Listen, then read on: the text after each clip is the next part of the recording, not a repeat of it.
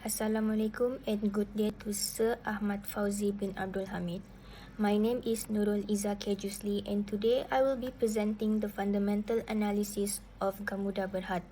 But before I dive into the details, let me start with a brief introduction by providing an overview of Gamuda's Berhad business.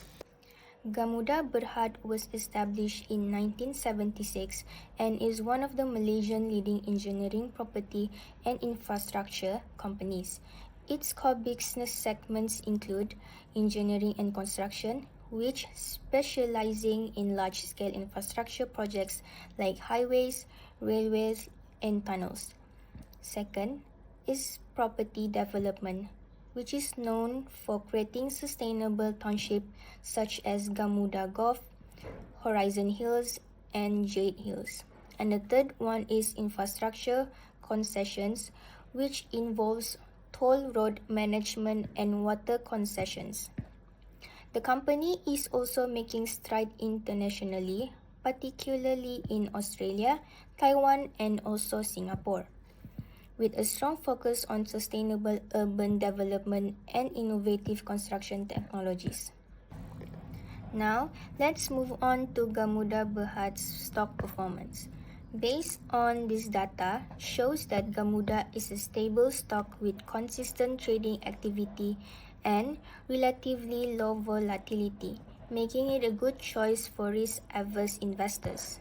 Next, let's look at the company's financial performance.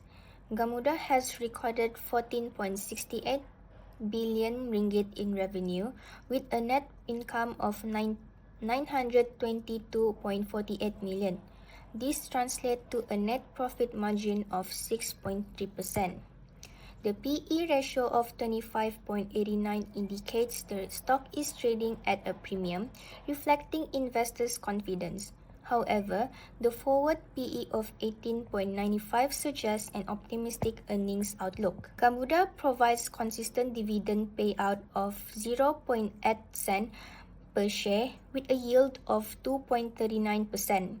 The company has sufficient cash flow to sustain these dividends while also focusing on growth. An unbilled order book of 24.2 billion and a revenue target of 30 ringgit billion by year 2028, Gamuda is on track for long-term growth. Lastly, let's dive into the stock prices and dividends. Gamuda stock has performed strongly over the past year, but recent declines might suggest a market correction or buying opportunity. The ex-dividend date is February 7, 2025, so the shareholders need to purchase before this date to qualify.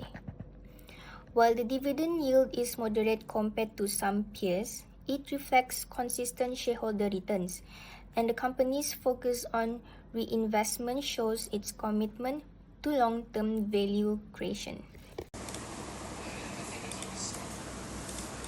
Assalamualaikum and hi, my name is Muhammad Akmal and I will present about the historical stock price chart within 1 year, and then I will focusing on price and volume pattern.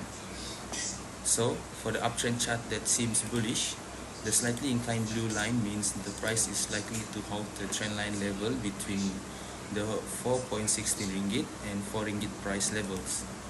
The red rectangular band shows that the axis of 4.40 ringgit poses formidable resistance for prices in advancing. The next one is support zone.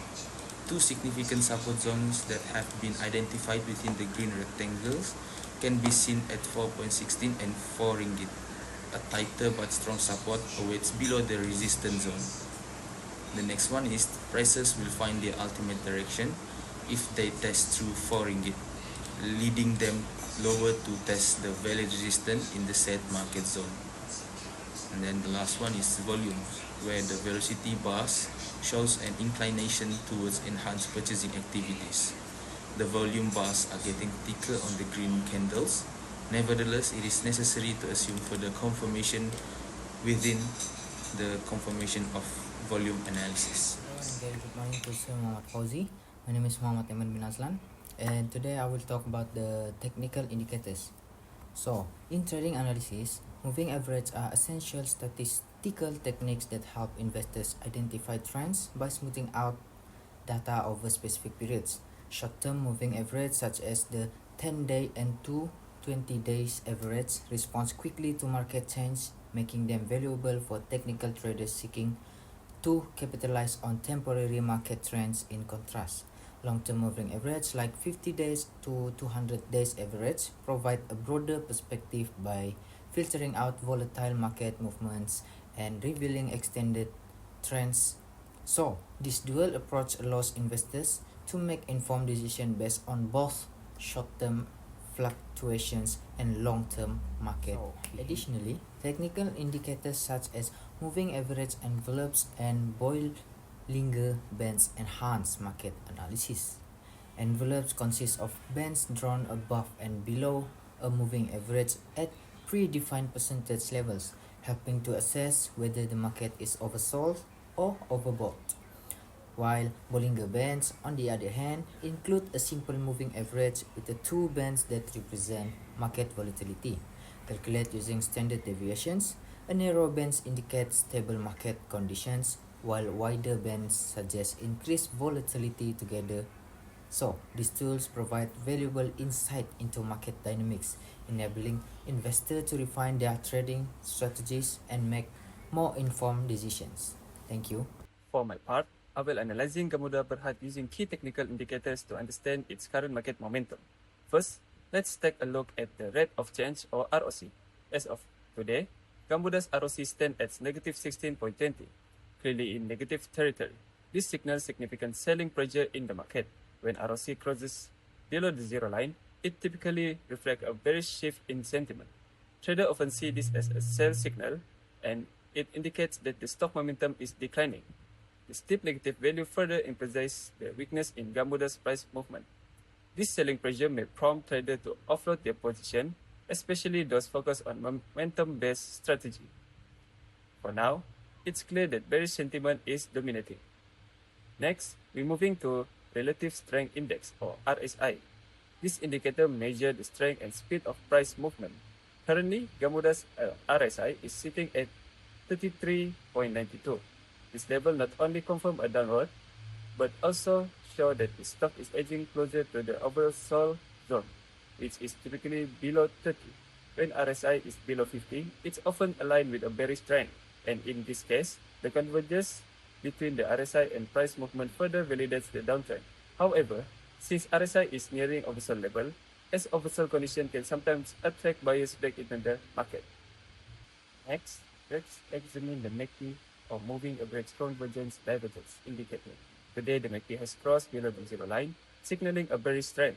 This crossover indicates that the short-term moving average is diverging further below the longer-term moving average, reinforcing the selling pressure. If we take a closer look at the MACD histogram, it's clear that the bars are deepening below the zero line. This reflects weakening price momentum, confirming that sellers are firmly in control. For traders, this is strong signal to avoid long position and need to take short position. Next is stochastic oscillator, which is another momentum indicator. On the chart, we can see the blue line, which is K, and the orange line, which is D. Currently, the K line has dipped below the D line, which is a bearish crossover. Both lines are now below 50 level, signaling that the stock is in a bearish zone. These lines are also approaching the oversold threshold of 20. This presents an opportunity for traders to enter short position while remaining cautious. Since the oscillator is nearing the oversold area, the trade may be short-term, as a bounce occur if buying pressure builds. So, in summary, the technical indicators are aligned in signaling a bearish trend for Gamuda Berhad. The ROC is at negative 16.20, highlighting a strong selling momentum, while the RSI is at 33.92, confirming the downtrend and nearing oversold level. The MACD has crossed below the zero line with a deepening histogram reflecting weak price momentum, and the stochastic oscillator is below 50 and nearing oversold territory, presenting a short-term opportunity for traders. For my part, I will be talking about price forecasting for the short-term perspective. The chart presents a short-term view of price action, showing key levels of resistance and support that traders can monitor for forecasting price movement. The resistance zone marked at 4.40 until 4.50 represents an area of selling pressure where the price has struggled to break above. Meanwhile, the support zone near 4.15 until 4.20 provides a cushion where buyers may step in to prevent further declines. A lower support zone around 3.85 until 4.0 serves as a secondary safety net if the first support level fails. Currently, the price has broken below a long-term upward trend line, signaling a bearish momentum shift. From a short-term perspective, two possible scenarios could unfold. The first one is bullish scenario. If the price holds above the 4.15 until 4.20 support zone, there is a potential for a rebound. A recovery above this level could lead to a retest of the resistance zone at 4.40 until 4.50. A strong breakout above this resistance, supported by significant trading volume, could shift the momentum back to bullish with the price targeting higher levels. The second one is bearish scenario. If the price breaks below the 4.15 until 4.20 support zone, it could accelerate the downtrend and target the next support zone at 3.85 until 4.00. Increased selling pressure and weak buyer activity at the first support zone would strengthen this bearish case. Traders should watch for clear signs of reversals, patterns, or continuation signals to confirm the next move. In both scenarios, monitoring trading volume and candlestick patterns will be critical in assessing market sentiment and potential price direction. Adopting proper risk management strategies, such as placing stop loss order below the support zones for long positions, will help traders navigate the uncertainty and volatility in the short term. For a short-term perspective, it is recommended to closely monitor the price movement around the key support zone of 4.15 until 4.20. If a bullish scenario occurs and the price strongly rebounds from this support zone, supported by bullish candlestick patterns such as a hammer or engulfing, it may present a buying opportunity. The target for this scenario would be the resistance zone at 4.40 until 4.50, with a stop loss set below the support zone, example 4.10, to minimize risk. On the other hand, if a bearish scenario unfolds and the price breaks below the 4.15 level with high trading volume, it is advisable to avoid buying. Instead, consider selling or shorting, with the next target being the lower support zone at 3.85 until 4.00. In this case, a stop loss for shorting should be set above 4.20 to manage potential losses. Additionally, pay attention to market indicators like volume spikes, which can confirm a breakout or rebound, as well as momentum indicators such as RSI or MACD to identify overbought or oversold conditions. Finally, remain cautious of any external factors or news events that could significantly influence the stock price direction in the short term.